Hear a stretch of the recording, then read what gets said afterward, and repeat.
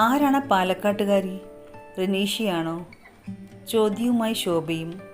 ഒടുവിൽ തുറന്നു പറഞ്ഞ് Rinosh. Big Boss Malayalam season 5 വളരെ പതിഞ്ഞ താളത്തിൽ തൻ്റെ ഗെയിം തുടങ്ങിയ താരമായിരുന്നു റിനോഷ് ജോർജ്. മറ്റുള്ളവരിൽ നിന്ന് വ്യത്യസ്തമായി മറ്റ് മത്സരാർത്ഥികളെ കടന്നാക്രമിച്ചുകൊണ്ടോ ടാർഗറ്റ് ചെയ്തുകൊണ്ടോ ആയിരുന്നില്ല റിനോഷിൻ്റെ ഗെയിം. പകരം തർക്കങ്ങളോ ബഹളങ്ങളോ ഇല്ലാതെയായിരുന്നു. ഈ രീതി ബിഗ് ബോസ് ഗെയിമിന് അനുയോജ്യമല്ലെന്ന വിമർശനങ്ങളും താരം നേരിട്ടിരുന്നു.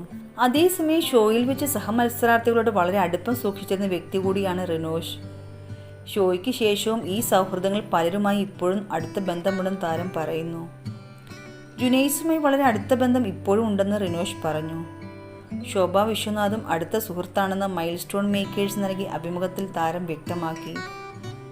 അതിനിടെ അഭിമുഖത്തിനിടയിൽ റിനോഷുമായുള്ള സൗഹൃദത്തെക്കുറിച്ച് പറഞ്ഞുകൊണ്ട് മത്സരാർത്ഥിയായിരുന്ന ശോഭയും ചേർന്നു.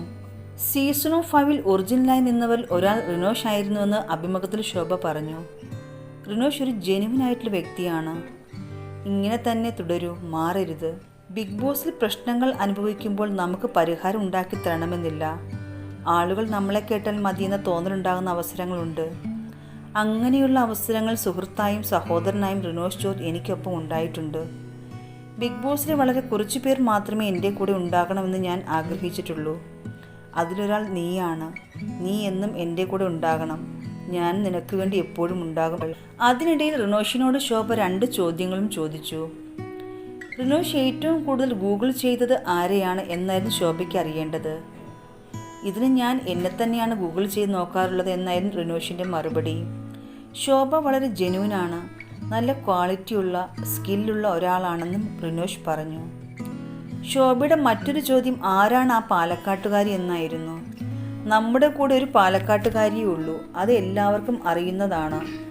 ഇനി അതാണോ എന്നാണ് എല്ലാവർക്കും അറിയേണ്ടത് എന്നായിരുന്നു ശോഭ ചോദിച്ചത്. ഇതിന് റിനോഷ് നൽകിയ മറുപടി ഇങ്ങനെ: അതൊരു പാട്ട് ഞാൻ ഇറക്കിയിരുന്നു. അതിൽ റൈമായി ഒരു വരി ഉപയോഗിച്ചിരുന്നു. ഷീസ് ഫ്രം പാലക്കാട്, അവൾ മൈ ലിറ്റിൽ ബേബിയാടാ എന്നായിരുന്നു വരി. അത് വെറുതെ എഴുതിയതാണ്. കുറേ പേർ കമൻറ്റിൽ ചോദിച്ചിരുന്നു അത് റിനീഷയാണോ എന്ന്. അങ്ങനെയല്ല, വെറുതെ എഴുതിയതാണ്, റിനോഷ് വ്യക്തമാക്കി.